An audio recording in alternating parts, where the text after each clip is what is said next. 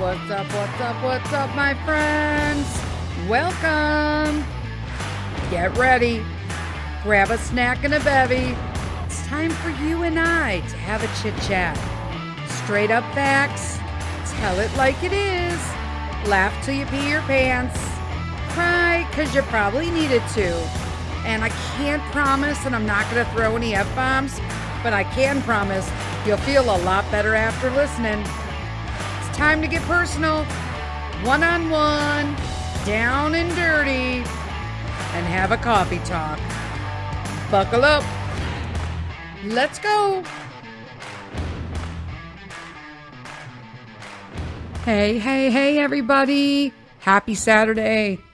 You guys have your coffee and tea? We're going to chit-chat today.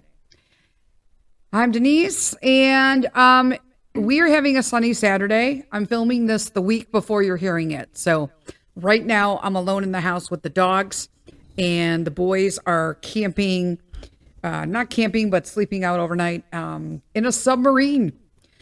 Woohoo. It sounds miserable to me. I can't even imagine being in a fucking submarine with no windows in a tiny little fucking bunk trying to sleep. Peter thinks this is the most fabulous thing that has ever happened in his life outside of sleeping in the top bunk on a train from Vienna to Venice. Oh, to be a child. Mr. Sith, it's going to be interesting because he's 6'3", so I want to know how he's going to fit on any kind of bunk in a fucking submarine. Again, I've been super dry, guys, so I'm super sorry if I am drinking while I'm talking here. There's that. Okay, so just a few things. I'm just chit-chatting about random shit today. Nothing major outside of I'm still cleaning. I'm still decluttering. Going through finances. I'm going through kitchen cabinets. I'm looking forward to doing the garage. I'm super psyched about the basement. Going to start some little home improvement projects here and there. I've decided that after I finally painted the bottom of my house, like the first floor, we just painted everything upstairs white when I moved in 6 years ago. And so now that needs to be repainted. But now I've decided that as we're redoing the house, that I don't want the color that I chose. If Mr. Sith is listening to this, he's probably going to be like, holy shit. I've decided I do not want the colors on the wall right now. I don't. I went with the whole, blue, gray, white theme. I do like the white trim. I don't like the current floor trim, and the window trim. I'm going to take that off eventually and put out the new modern flat ones because they're less fucking dust, just saying. And, but I've decided that my color schemes have moved from a neutral cool to a neutral warm. Welcome to 55, Denise. Yeah, I just don't want it anymore. Like, that's crazy. I don't know. I just don't feel like it. So I'm kind of going with for lack of a better term, because I'm not a fan, but like a grayish, mushrooms. I love the sages, but not almost like a sage, almost like a moss maybe. I'm going to go with like a very light, like Irish moss. An Irish moss. I don't know, stuff like that. I just, time for a change. And I'm like, it's going to match everything in here. So, it's not like I have to, I do want new furniture. I gotta just keep on a plan. See, here's the thing. I never really planned out stuff before. Shocking revelation. I'm very spontaneous, like fulfillment kind of gal. And I'm trying to change that. I want to plan so we can get everything done within a reasonable time period so that I don't have to do this shit. You know what I'm saying? Like over the next 10 years. But we have tons of projects coming up. First one has to be the gate in the fence has to go up in the yard. We're breaking it down. It's finally, we have to just shit and get off the pot and get that done. So, I'm going to start calling. I'm not calling a bunch of people. I'm calling 2 people. to come give quotes and find out like whether they want to get the survey or I do. We have a survey, but of course it expires. It expired last year. So now I got to get another one because we need a permit. So there's that. What have I been doing? Okay. So recording, planning, doing my financial shit, which I'm super excited about. And I know a lot of people were sending me messages like, you've got spreadsheets or what programs. Some people are just writing in notebooks. So I love that everybody has something. And I feel that it was great that when you guys reach out to me and tell me that stuff, because it gives me encouragement that I am not the only one who sucked at finances and wants to get better. And it's never too late. Boom. I mean, unless I'm on my deathbed, then it's kind of too late. You know what I'm saying? So this weekend, I'm going to crash out some crochet. I'm going to smash out some podcasts. I'm going to put out some storyboards because I'm getting ready for the fall when Peter goes to school. Knock on wood that he gets accepted into this school. I'm sure it's fine. Everything's going through fine. He tested fine, all that stuff. But you never know until you know. You know what I'm saying? There's that. What else? Oh, man. Okay, so I'm going to give a little warning because that's what fucking people do today in this world. But I'm going to talk about shows that I've seen on Netflix that were really fucking interesting. I only do documentary series now. Don't call me and tell me to watch like the show with whatever's in it, because I won't watch it. All right. I don't even watch reality anymore. Like life and the world today has even ruined the Real fucking Housewives for me. I can't watch them. I hate them all. I fucking hate them all. They're all entitled little fucking assholes. Big assholes. You got all this money in the world. You got no class. They fight like little fucking bitches. I would last 2 fucking seconds on. I used to think to myself, one of my little fantasies. Yeah, in my 50s and 40s, a little fantasy. Man, if I could be a housewife, how would that go down? It would go down fucking horribly. I would be that bitch like in New York or New Jersey or wherever it was. I don't know, that like threw her fucking prosthetic leg across the table.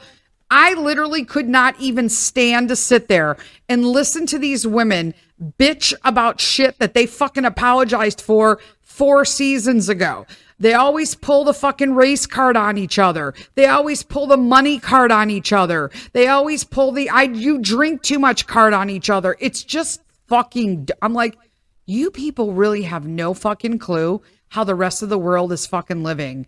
So you're just going to go on here and just be like complete fucking lunatics. That's not okay. Like it just goes to show you, blah, blah, blah, blah, blah, blah.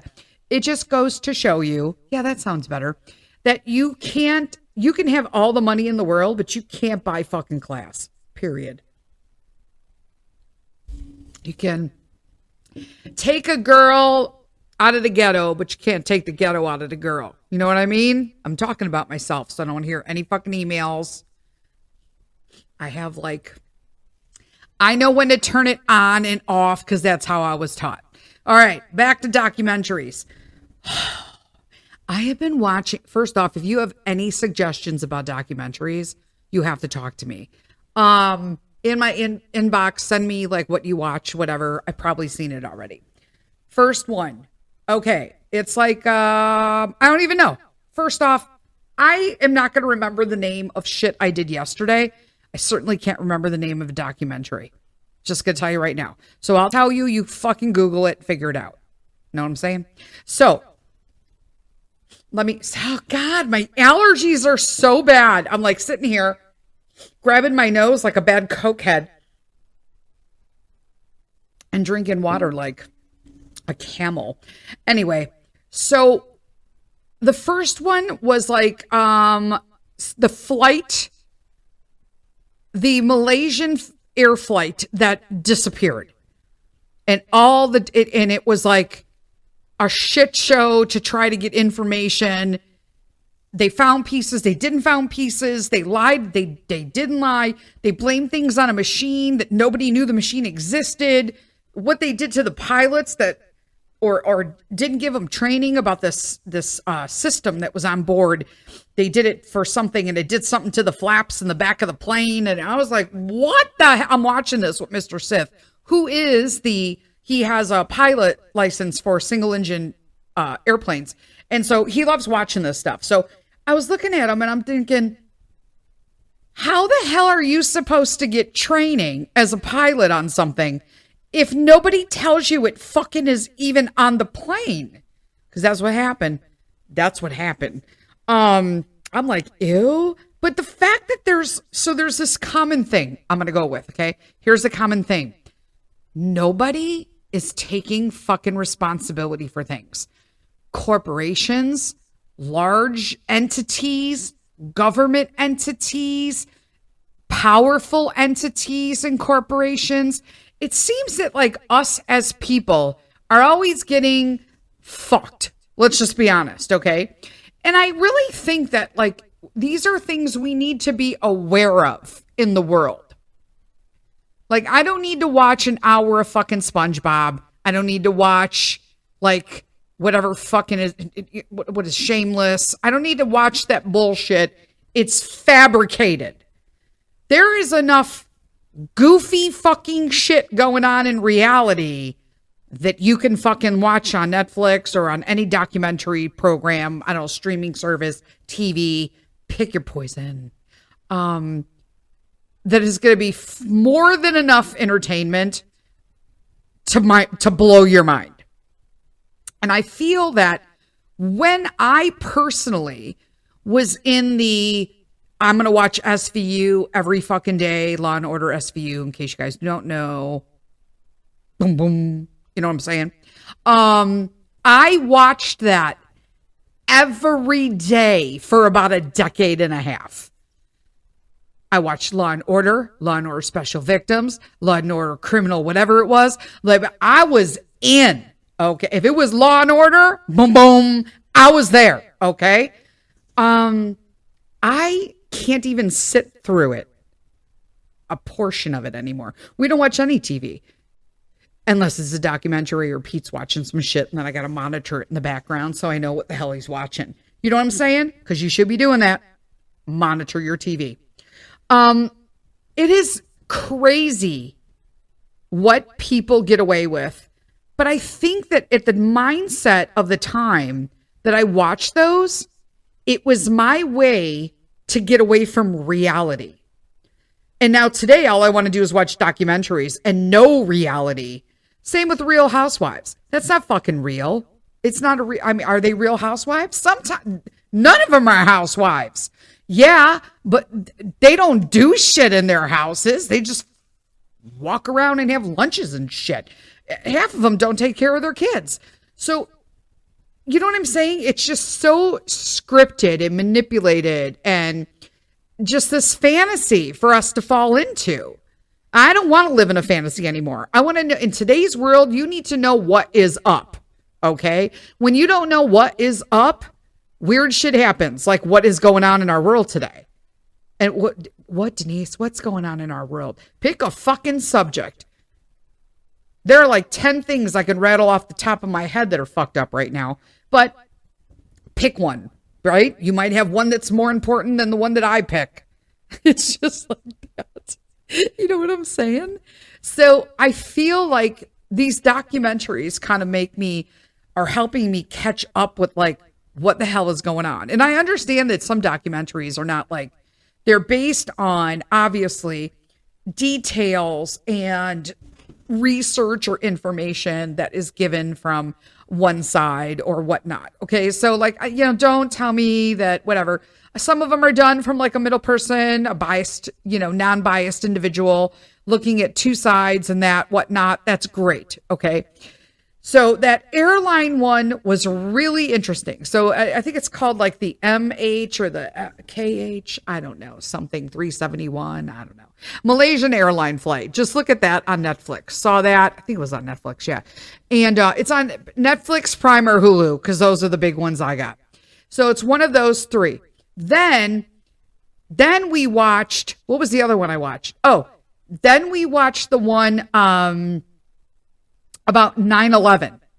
So for those of you outside of the U.S., when the U.S. had their major terrorist attack on September 11th, where we had the two planes take down the Twin Towers in New York.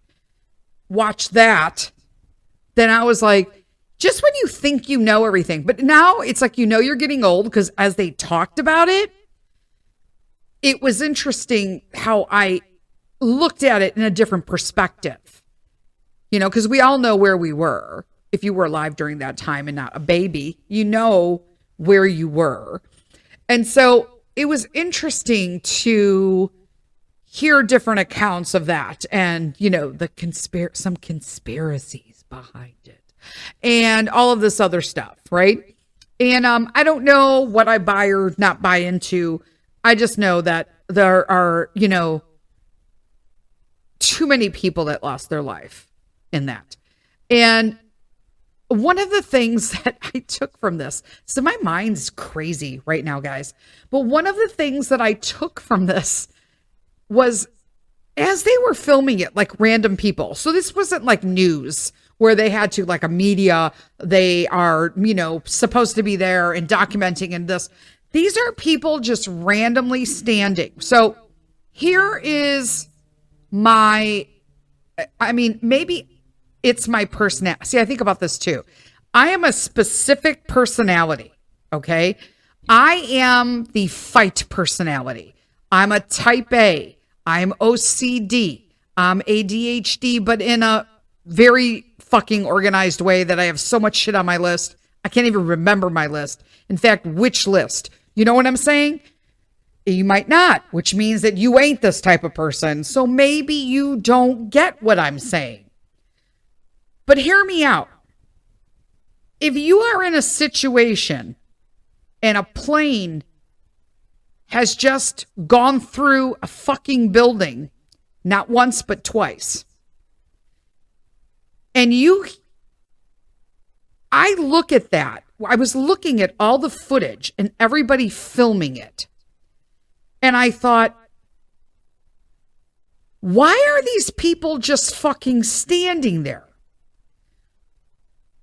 Because no one but me, that's why I need to know this. Am I the only person who knows that I would be hauling ass out of there as far as I could be, not for the fear situation, not that there could be another building next, but because this building is gonna come fucking down. And then where is everybody gonna go? Like, I am always thinking like fucking 10 steps ahead. Maybe this is why I never sleep, because I'm just always on flight mode. Fight and flight mode. Always. There's a plan in case of an emergency. I can't even go to a theme park, guys. A carnival. Nope. And my risk management background does not help at all, because I insured some of the amusement parks and carnivals. And I know what rides I would never set foot on and that Peter's never going to ride. Because I'm like, yep, nope. Not going to happen. So I can't go anywhere without like basically evaluating the risk involved. But I thought to myself, why are people filming this just standing literally blocks from this building? And then when it comes down, everyone, oh, what? Run, motherfuckers. Why are you standing there?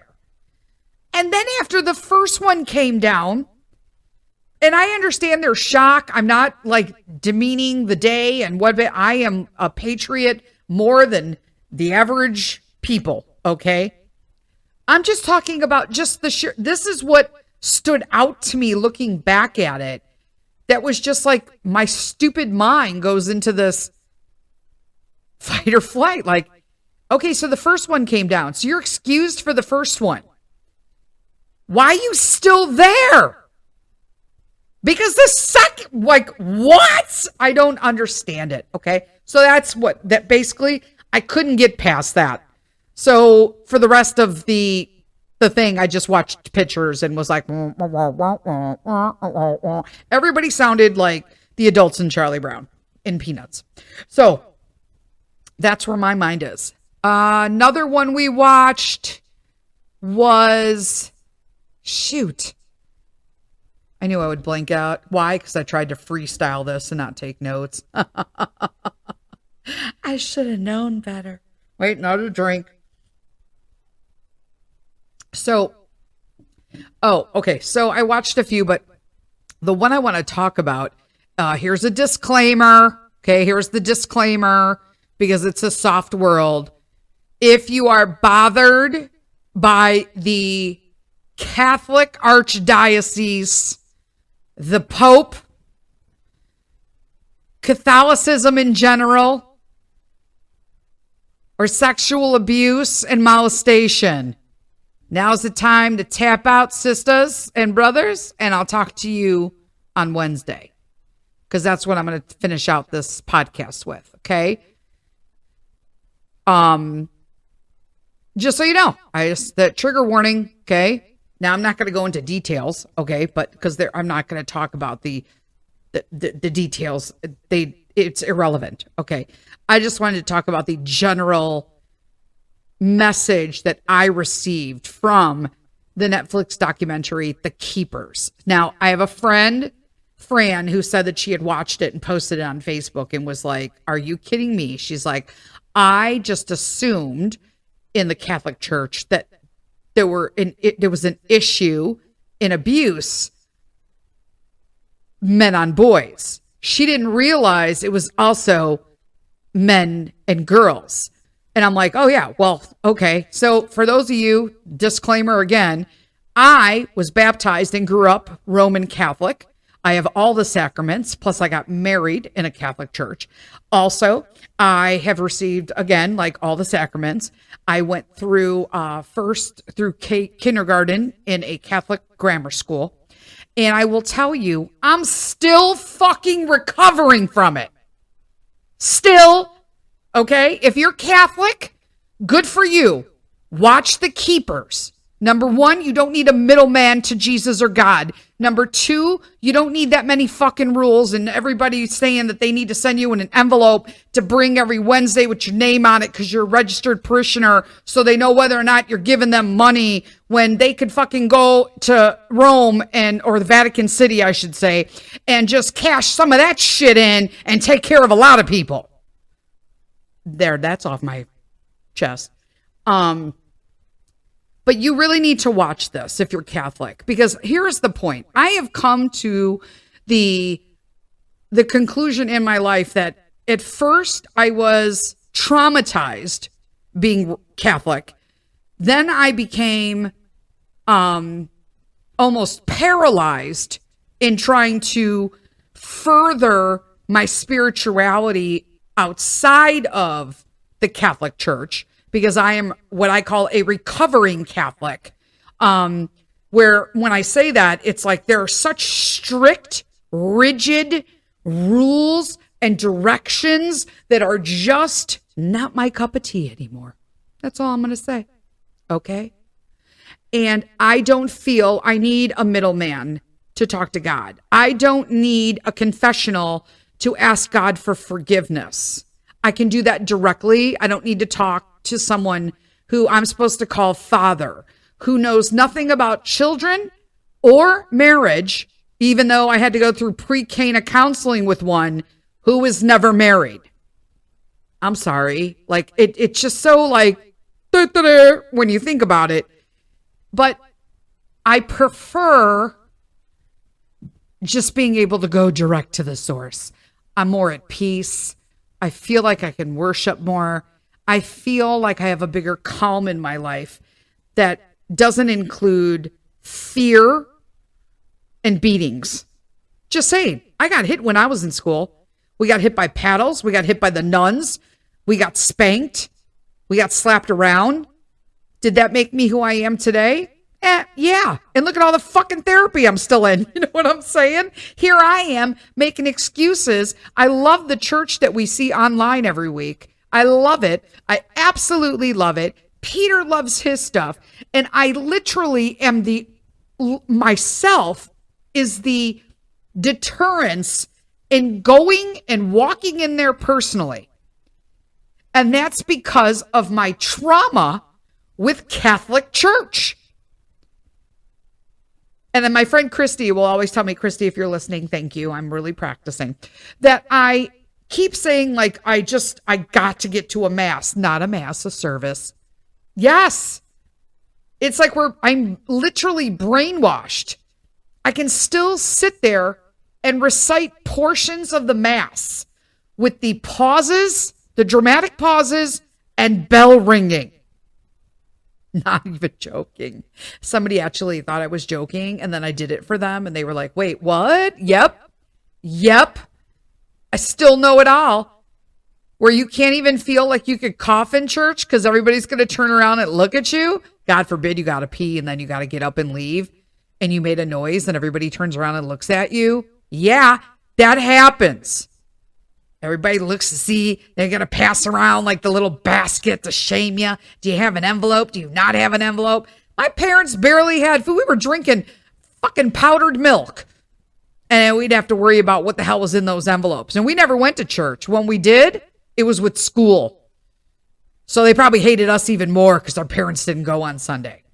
But yet my parents would be the first ones who were all just like, oh, isn't he going to get his first communion? Aren't you going to get married in a Catholic church event? Why? None of you go to church. Why do you care? They're going to really freak out when they find out I want to be baptized. I feel like I need to wash the old off me and welcome the new. It just is what it is. That's what the Holy Spirit wants me to do. For real. And Peter said he wanted to too. So I'm like, yay. But literally, this is why I will not, like, it is me with that fear and trauma of what Mass was like growing up. And it's not the same. This is a service of worship. They're going to talk to you about like real life stuff that applies to the scripture and just loving God for everything that he is and does for us. So I have made a commitment to myself that since the boys are gone this weekend, I'm going to church tomorrow.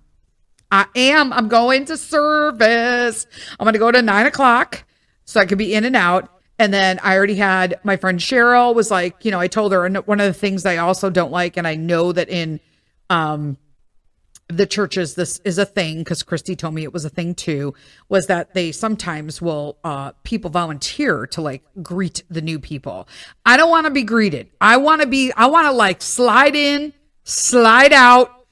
You know what I'm saying? It depends. I got to get a feel. And I think once I get past that initial, deterrence, then I'll be able to take Mr. Sith and Peter with me the following week. That just all of that ick all over me will have washed off because I'll know it's different. Now I'm okay if somebody comes up to me, but for me somehow in the past when I've tried to do this, it's always the super, which makes sense because Christy said some people are like, volunteer to be like the people who approach, and there's not going to have like a shy person approach people, but it's always like this loud, boisterous, super Jesus person who's going to greet me and be, and I'm like, yeah, that's too much, man. Like, I'm literally going to flat out be like, you know what? This is like my first time in church since Roman Catholic Church. So I need to just do this on my own and I'll see you next week. Like, that's kind of, I'm going to say that as nice as I can. I'm going to have like some rehearsed response to this. So they don't think I'm nuts, right? Or weird. I don't want them to think I'm weird. But then Cheryl said all the weird people are the ones that greet you at church first. You gotta wait it out and then you'll meet like everybody else. And I'm like, true. So I'm like, okay, cool. Totally gonna do that. And then I sat down after I was talking to Christy about this, and I thought to myself, you know what? A year from now, new people go to the church I'm at, and I'm the weird person that greets them. Think about it. It's me. I'm that weird person. But it's just, things like that. I have to lighten the mood so that I kind of like get over that. But everybody send me some prayers, good wishes, whatever the heck you do. Because I can really, I'm going to use them for tomorrow. And so back to the keepers. So the keepers are about the oldest archdiocese in America, and that's the Baltimore one. All I can say is a nun is dead. There are multiple accounts of sexual abuse, threatening. These women are messed up, okay? Boys, girls, bringing people in. They're literally like pimping these people out, these girls. It is, and it's just one person. And there is an instance where there was a report. This is like in the 60s and 70s, okay? There is a report, but this man, wait, I have to pull it up because I want to get it right. So let me close that. I don't need that. Here we go.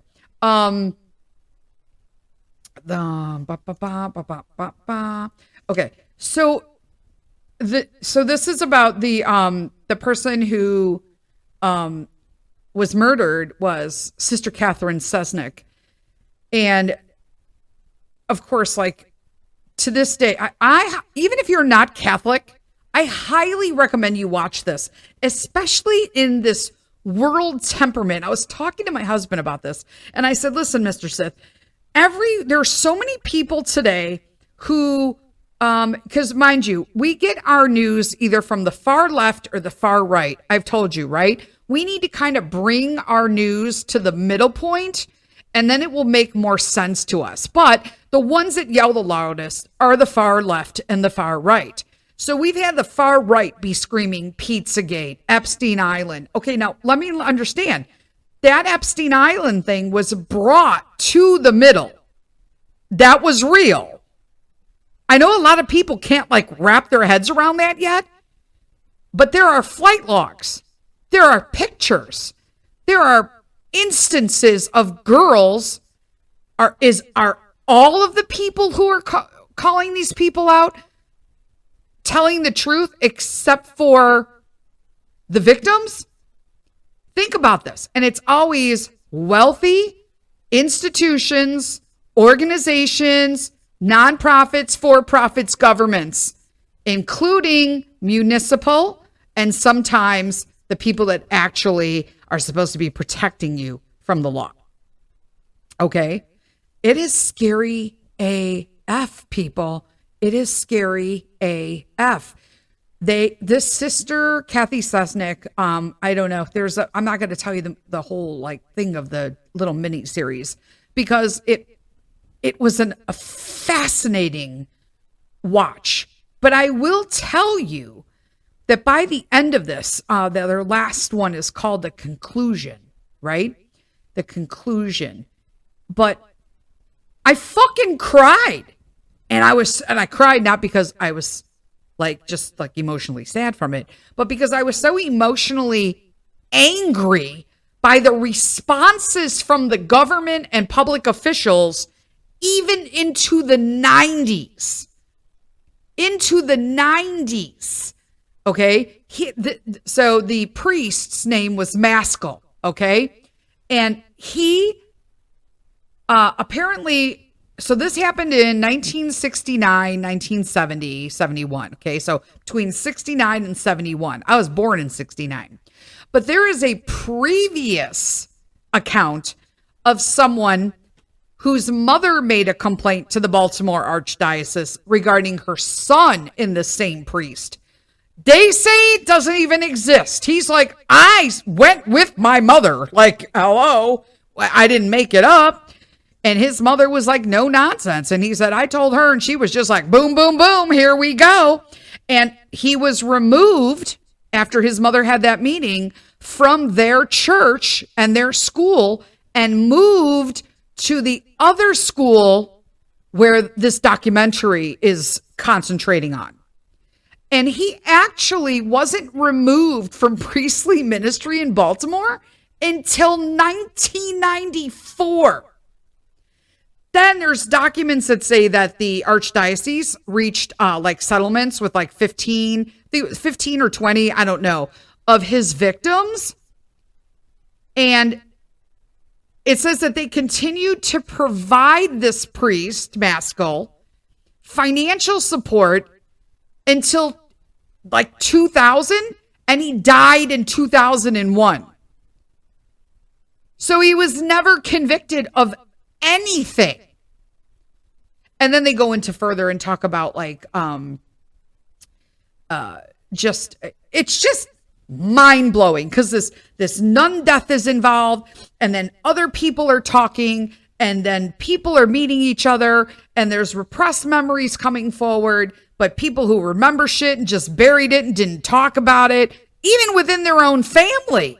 It's just crazy. But during that time, I can get and understand as a Gen Xer that like you didn't talk about certain shit back then in the day. And you bet your ass that they relied on that. The people that you were supposed to trust. But there's no way. One instance, two instance. To me, there's no instance that I would not, and that I would not discount. Let me finish that. Anything happening to a child.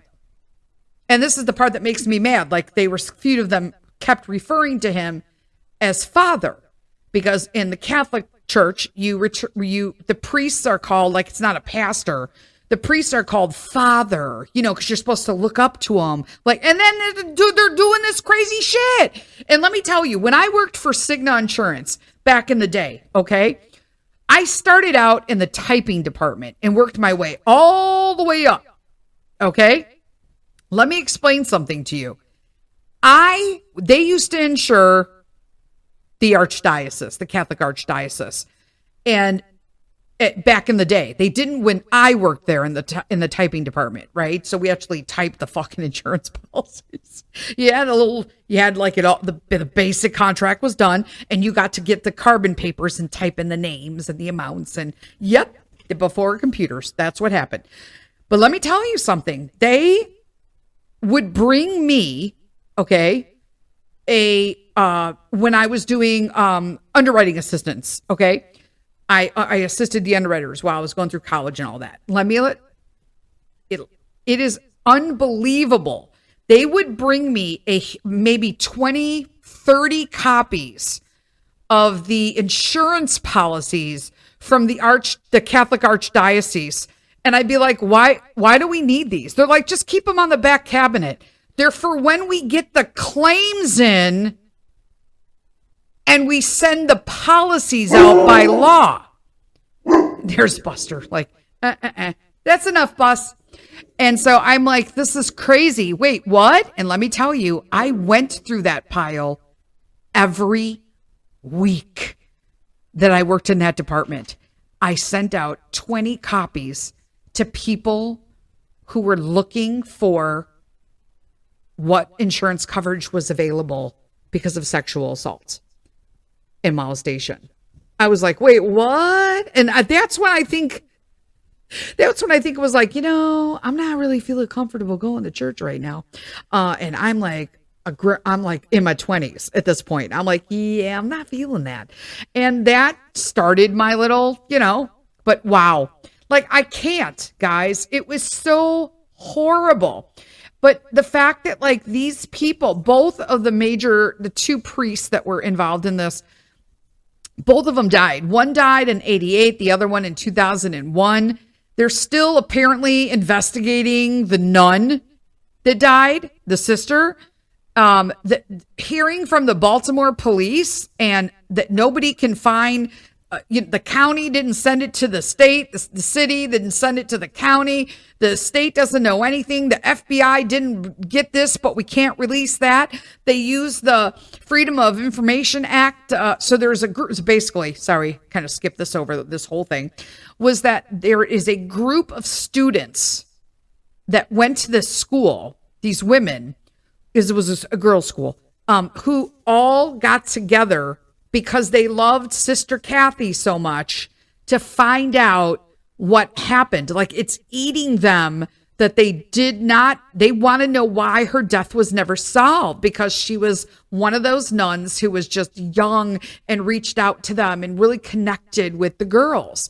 And it's just, that turned into this, somebody opening up basically Pandora's box, and all of this shit come flying out of it. And, multiple people, some people who didn't know it all, but I know the two people who actually started doing all the research, they were not affected by any of the claims, but they were just so taken aback and had a relationship with Sister Kathy that they were like, we have to do this.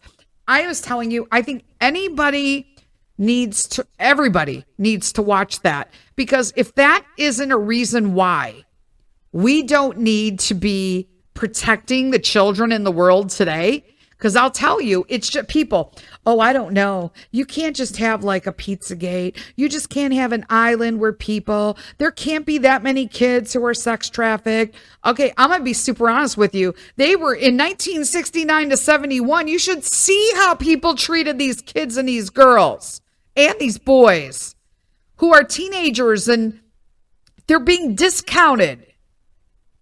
You can sure as hell believe that that's the stuff they would do today. In today's world, we have to be better as like a society to protect our children. I'm always fucking vigilant. I'm super vigilant. I have those talks. Don't ever think it can't happen to you, because that's how they get you. And then I'm going to move into, because I know we were talking about the keepers, but if you stood through that, because I wasn't going to name, descriptions and stuff, I'm going into another one that's also, and then we'll wrap it up for today. But one of the other documentaries that I started and then I had to stop it. I'm like, I can't watch any more of this. So I only got through, I believe, the third or fourth episode of Quiet on the Set.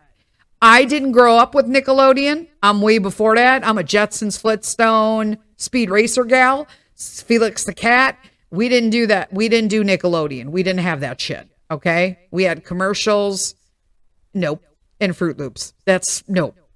But let me tell you, it is heartbreaking, because as soon as he popped up in this documentary of being like the most, I guess, vocal person who suffered from serious abuse, sexual abuse, I was just like, damn, that's Drake from Drake and Josh. Because my nephew, who's in his 20s now, by the way, he loved that show.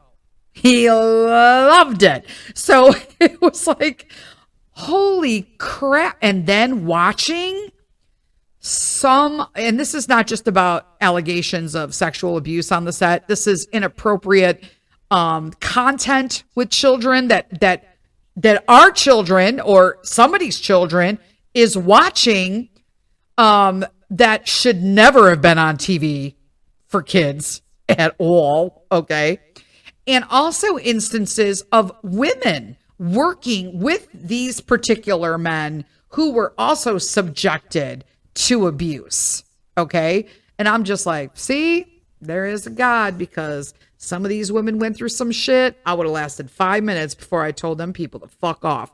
But there's a difference, right? I grew up different. Everybody grows up different.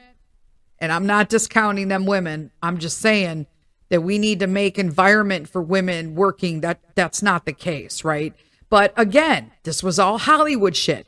Everybody knew shit was off, but they stayed because this was a great opportunity. It was like the perfect foot in the door. Oh my God, this is like, I've reached the big time that I'm here. Is this Hollywood fucked up bullshit? Everybody stayed for fucking reasons of getting their foot in the door in Hollywood. Get the fuck out of here. I would never do that shit. Sorry, not sorry. Like I said, I'm not discounting the abuse and neglect and the, I'm trying to think of inequalities that went on. Okay. But there was a self-serving thing from these parents and these grown-ass adults that worked in these places and chose to overlook how they were treated or what they observed other people going through for the benefit of advancement. That's fucked up to me. It's fucked up. So I never got through that. But I'm like, nope, and a nope for all of that. So that's where I was with that. I highly suggest the Keepers. The Malaysian airline flight thing. There were a few more. I don't know. As I get them, I'll talk about them because I find it just interesting. Just interesting in general. So, and the 9/11 one was really good. It was eye-opening. Just to kind of see where they've come, where they've not, where the conspiracies are lying true, how some of those conspiracy theories are not really conspiracy theories anymore, that kind of stuff. You know what I'm saying? If you don't, watch it, then you'll know. That's all I got for you today. I hope you guys enjoy your Saturday and you have a wonderful time. And until Wednesday, lead with kindness. Bye.